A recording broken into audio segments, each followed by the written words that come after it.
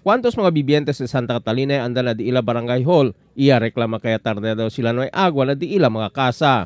Taagwanta lang daw sila kumpra con el 7 para 10 pesos kada bidon, con el mga taman ni pedicab para man-deliver agwa na di ila mga kasa. Na mayor parte de la gente que no hay trabajo, na agua pa lang, tormenta yan.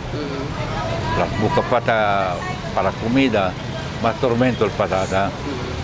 El problema de la gente que agua kayo. Uno pa si aga ta-desperta kami, instead na taki kami na jamon duty early, mas concern kami po ka sa Dalagwa. Kaya tasalali ko naman siguro mas pwede pa el tulo del miyaw. Kumpra kami kumpra na si DCP, el kada galon 7 peso na hindi kami tinibis kumpra kami 1 o 2 galon lang kay el caro del agua. Kapag si naligat kami na reading del Metro Jamon, mas tinay kami usa, grande man. Kaya pikura kami si sila el agua, mampam kami.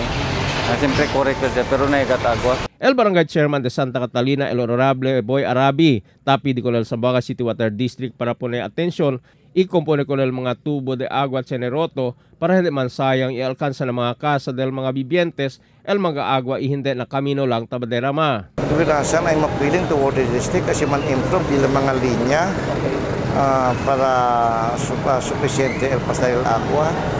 Kahit Chenibes, siya may alyo na di amo na drainage, sabi kami daw siya mga leaking. So, on si factor para hindi kita pwede nila kualidad del agua. Ang problema kayo. So, tapil yung kanila.